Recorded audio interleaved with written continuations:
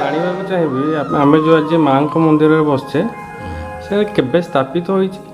ଏଇଟା ଆଜ୍ଞା ଆପଣ ସ୍ଥାପିତ ନୁହନ୍ତି। ଆଜ୍ଞା ଏଇଟା ଆମର ଏଇଠି ଆମର ଭୋଇମାନେ ଆସିକରି ପଣାପାଣି ଦେଉଥିଲେ ଚୈତ୍ର ମାସରେ ତୃତୀୟ ମଙ୍ଗଳବାର। ଏଇଟା ଆମ ଜେଜେଙ୍କ ଅମଳର, ଏଇଟା ଆମ ଅମଳ କି ଆମ ବାପାଙ୍କ ଅମଳର ନୁହଁ। 82 ମସିହାରେ ଏଇ ଚୈତ୍ର ମାସ ତୃତୀୟ ମଙ୍ଗଳବାରରେ ଜଣେ ନୟାଗଡ଼ ସ୍ତ୍ରୀ ଲୋକ ଆସିକିରି କହିଲେ ଯେ ମୁଁ ଏଇଠି ଅଛି, ମୋତେ ଖୋଳିକିରି ବାହାର କର।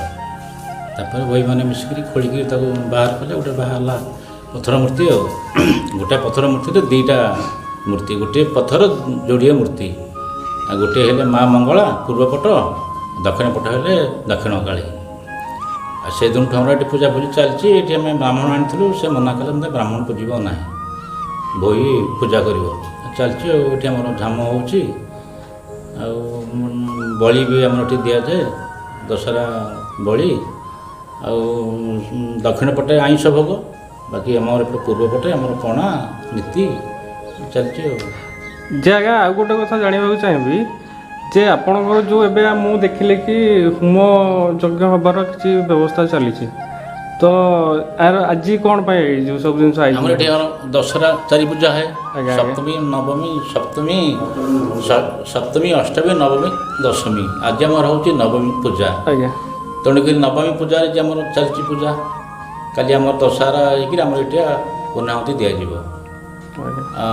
ତମର ଗତକାଲି ଆମର ଥିଲା ମହାଷ୍ଟମୀ।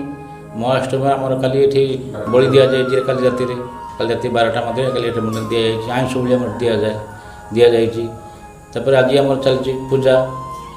ଆମର ଏଠି ମୁଖ୍ୟ ଭୋଗ ହେଲା ଆଜ୍ଞା ପଣା।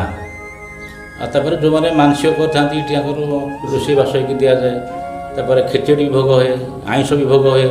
ଆଇଁଷ ପାଇଁ ଆମର ସେପଟେ ଦକ୍ଷିଣ ପଟେ ଆମର ଦିଆଯାଏ ଆଇଁଷ ଭୋଗ।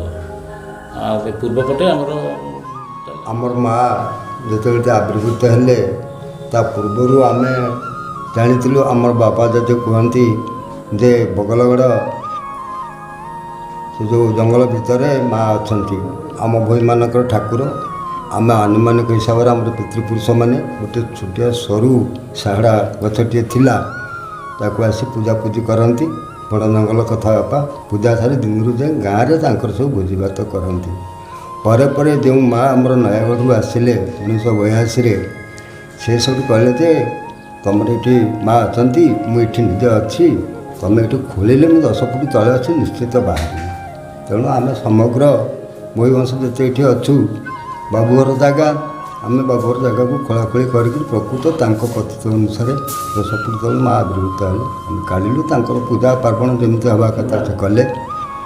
ଆଉ ସେହିପରି ସ୍ଥଳେ ତାଙ୍କୁ ଯେତେବେଳେ ଆମର ଠାକୁର ରାଜା ବା ଜମିଦାର ବାବୁ ପଚାରିଲେ ଏଠି ପୂଜକ କିଏ ହେବ, ନା ସେଇ ଯିଏ ଖୋଳିଛନ୍ତି ସେଇ ପରିବାର ବର୍ଗ ବା ସେଇ ଭୋଇବଂଶ ମୋତେ ପୂଜିବେ। ଆମେ ସେଇ ଭୋଇବଂଶରୁ ଜଣକୁ ମା ବି ନିଜେ ନିଯୁକ୍ତ କଲେ, ଏଇ ଲୋକଟି ମୋତେ ପୂଜା ଅର୍ଚ୍ଚନା କରିବ, ଶୁଖିଲା ସଞ୍ଜଟିଏ ଦେଲେ ବି ମୁଁ ପାଇବି। ତେଣୁ ମାଆଙ୍କର ସେଇ ଯେଉଁ ଅଲୌକିକ କଥା, ସେଇ ଯେଉଁ ଅଲୌକିକ ଆବିର୍ଭାବ ଆମକୁ ବହୁତ ଚକିତ କଲା ଏବଂ ଏ ଅଞ୍ଚଳକୁ ମଧ୍ୟ ଚକିତ କରିଛି। ତାଙ୍କରି ଦୟାରେ ଏମିତି ସବୁ ଚାଲିଛି। ଆଉ ସେ ବି ମା କହିଲେ ଏଠି ମୋର କେମିତି ପୂଜା ପାର୍ବଣ ହେବ, ଆମର ତ ପିତୃପୁରୁଷ ଯେ ଆମର କୂଳପୁରୁଷ ଥିଲେ ସେ ତ ସବୁ ଚାଲିଗଲେଣି। ବର୍ତ୍ତମାନ ତାଙ୍କର ନାତି କାମ କରୁଛନ୍ତି। ତାଙ୍କ ତତ୍ତ୍ୱାବଧାନରେ ଆମର ଏଠି ଯଥାବିଧି ଯେମିତି ନୀତିକାନ୍ତି ହେବା କଥା ସେମିତି ଚାଲିଛି। ଆଉ ଏ ଚାରି ପୂଜା ଯେଉଁ ଦଶହରା ଚାରି ପୂଜା, 4 ଦିନ ଆମର ଉପବାସ, ଆମେ 4-5 ଜଣ କର୍ତ୍ତା କର୍ତ୍ତି ମହତ ନିଜ ଠାକୁର ରାଜା। ଆଉ ତାଙ୍କରି ଯେଉଁ ସହାନୁଭୂତି ସ୍ନେହ, ତାଙ୍କର ଯେଉଁ ଅପାରଗତା ଆମ ପ୍ରତି ମାଆଙ୍କ ପ୍ରତି, ତାଙ୍କୁ ମୁଁ ମାଆଙ୍କ ତରଫରୁ ମାଆଙ୍କ ପୀଠରେ ବି ମୋର ଭକ୍ତିପୂତ ପ୍ରଣାମ। ଏବଂ ମୋର ସମସ୍ତ ଯେଉଁ ସହକର୍ମୀବୃନ୍ଦ ଅଛନ୍ତି, ମୋର କୂଳପୁରୋଧା ଅଛନ୍ତି, ତାଙ୍କୁ ମଧ୍ୟ ମୋର ଏହି ଗୀତା ପାଠକ, ଚଣ୍ଡୀପାଠ, ସ୍ତୁତିପାଠ ତରଫରୁ ମଧ୍ୟ ମୋର ଭକ୍ତିପୂତ ପ୍ରଣାମ। 30 ବର୍ଷର ଠାକୁର 1982 ମସିହାରେ ଜନ୍ମ। ଭୋଇବଂଶ ତାଙ୍କୁ ଉଦ୍ଧାର କରିଥିଲେ।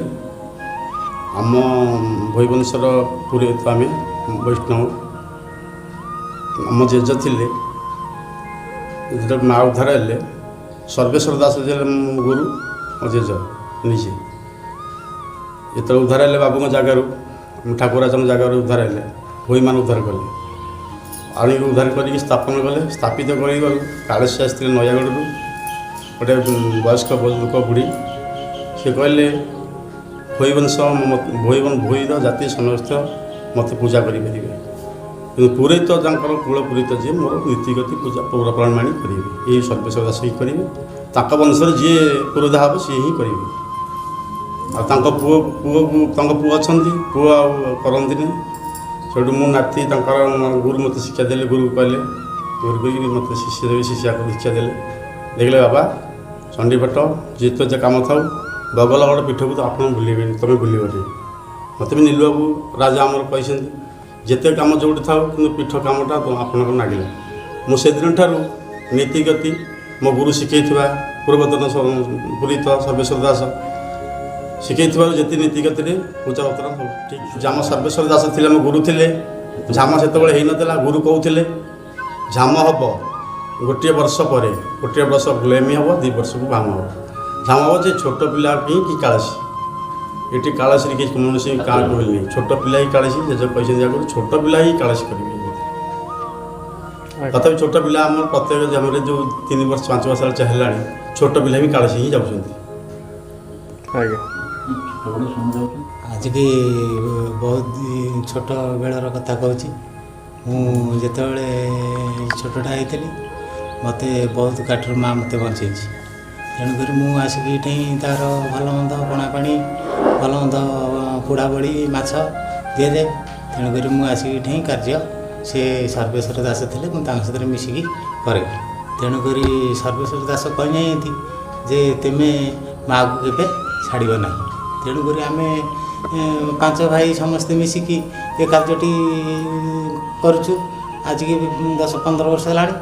ତେଣୁକରି ସେଇ ମା' ଝାମ ପ୍ରଥମ ବର୍ଷ ହେଲା ସବୁ ଯାଇ ମା' ଏ ବଡ଼ ପାଟୁଆ ହିସାବରେ ପିଲାମାନଙ୍କୁ ଧରିକି ଏଠି ଯାଇ ଝାମ ଟିକେ ତା'ର ପର୍ବପର୍ବାଣି ଟିକେ କରା ଚାଲିଛି। ତେଣୁକରି ତା ଦେଶରେ ଆମେ ବି କିଛି ନୁହଁ, ସିଏ ଯେବେ ନ କହିବ ଆମେ କ'ଣ କରିବୁ। ତେଣୁକରି ସିଏ ଯାହା କହୁଛି ଯେ ଆଜ୍ଞା ମୁଁ ଜାଣିବାକୁ ଚାହିଁବି ଝାମଟା କେଉଁ ସମୟରେ ହୁଏ? ଆଜ୍ଞା ଏଠି ଆମର ଝାମ ଚୈତ୍ର ଯେଉଁ ଅଛି ଆମର ପଣା ସଂକ୍ରାନ୍ତି, ସେଇ ପଣା ସଂକ୍ରାନ୍ତି ଆମର ଟିକେ ଝାମ ହୁଏ। ଆଜ୍ଞା ଏଠି ଆମର ହେଉଛି 21 ତ 21 ଖୋଳା ହୁଏ। ମୋତେ ମା' ନିଜେ ମୋତେ କହିଥିଲେ ସ୍ୱପ୍ନରେ। ଆଉ ଝାମ ଏଥିରେ ଆମର ପଶନ୍ତି 7 ଜଣ କାଳିଶୀ, ଛୋଟ ଛୁଆ ଆଉ କାଳିଶୀ, ଘଟ କାଳିଶୀ, ଏମିତିକି ଏମିତି ଅଛନ୍ତି ପିଠିରେ ଆମର 7 ଜଣ କାଳିଶୀ।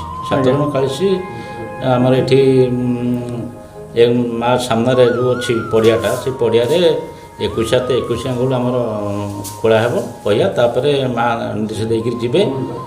ଆମର କାଠ କୋଇଲା ଏମିତି ଝୁଣା ଦିଆ ହେଇକିରି ଆମର ଅଗ୍ନି ହେବ। ତାପରେ ସେମାନେ ଯମୁନା ଗାଧୋଇବାକୁ ଯିବେ, ଆସିକିରି ତା ଦେହରେ ଚାଲନ୍ତି।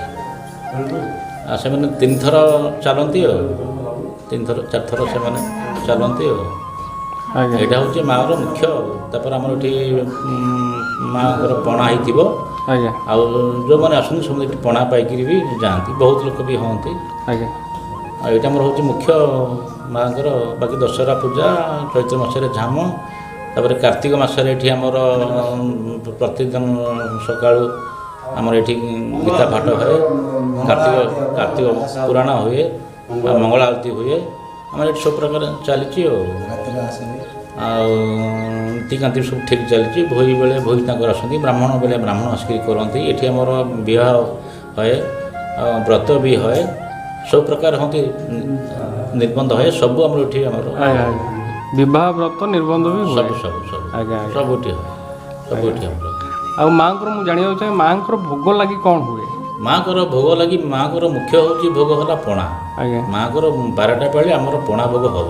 ଆଜ୍ଞା ଯଦି ଆମର ବି ନୀତି ଭୋଗ ଆମର ଚାଲିଛି, ଯିଏ ଯଦି ଆସିକିରି ଖେଚୁଡ଼ି ଆମର ଡେଲି ହୁଏ, ଡେଲି ଖେଚୁଡ଼ି ହେବ, ପଣା ହେବ। ଆଜ୍ଞା ଯେଉଁମାନେ ମାନସିକରେ କରିଥାନ୍ତି ଅରୁଆ ଭାତ, ଡାଲମା, କ୍ଷୀରି, ଖଟା, ସେଇଟା ଆମର ଦିଆଯିବ, କିନ୍ତୁ ତା ଦେହରେ ପଣାଟା ଆମର କିନ୍ତୁ ରହିବ। ଆଜ୍ଞା ତାପରେ ରାତିରେ ବି ଆମର ପଣା ଭୋଗ ହେବ, ରାତିରେ ବି ଆମର ହୁଏ ପଣା ହୁଏ। ସନ୍ଧ୍ୟାବେଳେ ଆମର ଭୋରୁ ବାଳଭୋଗ ଆମର ହେଇଯାଏ, ବାଳଭୋଗ ଉଖୁଡ଼ା ହଉ, କଦଳୀ ଉଖୁଡ଼ା, କଦଳୀ ସେଉ ଯାହା ଥିବ ବାଳଭୋଗ ହେଇଗଲା। ତାପରେ 12ଟା ବେଳେ ଆମର ସେ ଘଟ କାଳସି ସେ ଆସିକି ତା'ର ପଣା ଟିକେ ଦେବ, କରିବ। ପଣା ପାଇଁ ଏଠି ସବୁ ପ୍ରକାର ବି ଅଛି, ନହେଲେ ଆମେ ସବୁ ଆଣିକି ତାକୁ ଦେଉ ଯୋଗାଡ଼ କରିକିରି। ତାପରେ ସେ ତା ଘରୁ କ୍ଷୀର ଟିକେ ଆଣେ, ଆଉ ଚାଉଳ ଟିକେ ଆଣେ, ନଡ଼ିଆ ଆଉ ଯାହା ସେ ତାର ଆଣିଥିବ ଯାହା ନ ହେଇଥିବ ସେ ବି ମୋତେ କହିଲେ ବି ମୁଁ ଆଣିକି ଦିଏ। ସେ ତାର ଏଠି 12ଟା ବେଳେ ନୀତି ଟିକେ କରିଦିଏ, ଖେଚେଡ଼ି ନୀତି